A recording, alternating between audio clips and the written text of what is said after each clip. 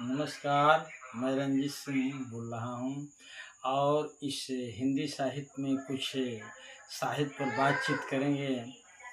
मैथिली शरण गुप्त राष्ट्रीय काव्य धारा के ऐसे कवि हैं जो राष्ट्रीय चेतना को पिरो करके उसमें जनता के अंदर जागरण का संदेश भरते हैं। भारतीय संस्कृत के अमर गायक राष्ट्र कवि मैथिली शरण गुप्त यशोधरा खंड काव्य में नारी आदर्श का परिचय दिया है।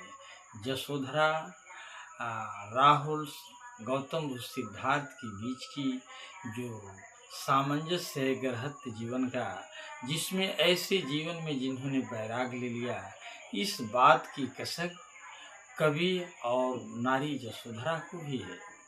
यशोधरा सखियों के बीच में बैठी हुई अपनी व्यथा को कहती है कि जिस गौतम बुद्ध सिद्धार्थ को वैराग्य लेने के लिए जाना था, वो मुझसे चुपके से चले गए। वो सखियों से कहती है कि सखियों मुझसे कह कर जाते, हे सखियों, यदि मुझसे वो कह करके जाते तो इतना कसक नहीं होती। एक तरफ पति की ममता, एक तरफ पति का वैराग, दोनों के सामंजस्य का जो कसक है वो यशोधरा के हृदय में सूली की भांत कसक रही है। इसलिए नम आंसुओं में सर्द लहजे में यशोधरा अपने सखियों के बीच में बैठी है और कहती है कि सखियों मुझसे कह कर जाते, हे सखियों, यदि मुझसे कह करके जाते तो इतना कसक नहीं होती। जाय सिद्धि पावे वे सुख से, दुखी न हूँ इस जन के दुख से। मैं तो यही उपलाम दे रही हूँ, ये संसार माया का है। ये माया जन के लोगों के कसक से वो दुखी न हो, वो जाएं और उन्हें सिद्धि और वैराग बड़े कुशल से मिले, जो समाज के हित के लिए कार्य करें।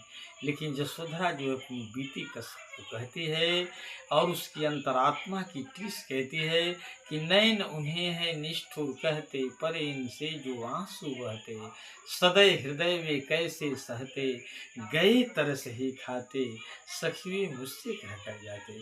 यशोधरा कहते, हे सखियों, ये नैन से बहने वाले आंसू जो हैं उन्हें जरूर निठुर कह रहे हैं, क्योंकि वो जब अपने नैनों से देख करके चुपके से गए होंगे, जिस समय हम लोग का परित्याग किए होंगे, उस समय उनका हृदय और उनकी आंखों का आंसू वो कैसे सहे होंगे। ऐसी परिस्थितियों में खिड़की के रास्ते से निकलना और पत्नी और पुत्र का परित्याग करना, ममता एक तरफ खींच रही थी, वैराग एक तरफ खींच रहा था। ऐसी स्थिति में वो किस प्रकार